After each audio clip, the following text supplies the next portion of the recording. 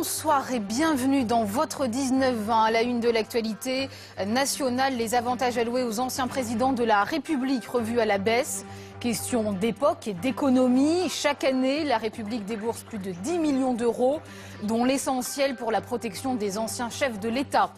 Un nouveau centre de distribution d'Amazon dans la Somme. Le géant américain va créer 500 emplois. Des CDI, mais à quel prix? Les syndicats dénoncent les conditions de travail dans l'entreprise américaine qui emploie déjà 3000 personnes en France. À la une de l'actualité en centre Val-de-Loire, mieux dépister le cancer du sein.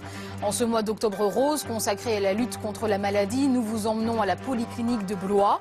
Les médecins y pratiquent la double lecture, un système qui permet une meilleure détection de ce cancer. Planter autrement la forêt de demain, les forestiers de la région réfléchissent à l'avenir. Comment sauver la forêt des dérèglements liés au réchauffement climatique? 120 professionnels étaient réunis ce mercredi à Chinon.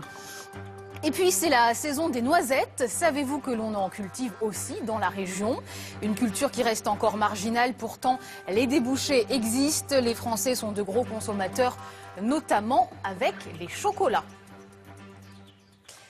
Octobre rose, c'est chaque année le mois consacré à la sensibilisation et à la prévention du cancer du sein. Une maladie de mieux en mieux soignée, même si le dépistage stagne. À Blois, la polyclinique pratique le système de double lecture, un système qui a permis de détecter 9 cas de cancer qui n'avaient pas été diagnostiqués la première fois. Bérénice Dufay avec Djamel Mouaki. On appelle cela la double lecture.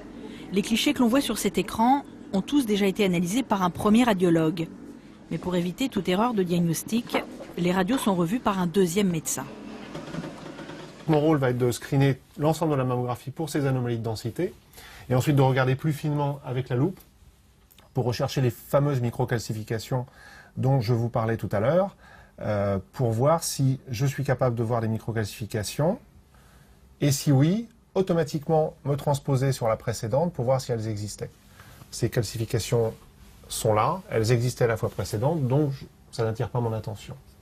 Car tout se joue au millimètre près. Et un deuxième œil averti évite bien des drames. En Loir-et-Cher, 17 000 femmes se sont faites dépister et grâce à la seconde lecture, 9 cas de cancer ont été détectés. Chaque radiologue en fait a sa sensibilité pour diagnostiquer un éventuel cancer du sein sur une mammographie. C'est-à-dire qu'il va s'attacher aux différents critères qui sont des densités, des anomalies de la structure du sein ou des microcalcifications. Et donc il va avoir sa grille de lecture. L'autre radiologue va avoir un abord différent.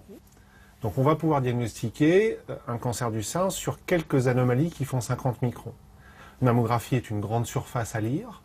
Donc dans la grille de lecture, on peut passer à côté d'une petite image. Après 50 ans, le dépistage est donc essentiel. Une femme sur 8 est actuellement touchée par le cancer du sein, principale cause de mortalité entre 35 et 65 ans. L'établissement français du sang manque de médecins en Eure-et-Loire et dans le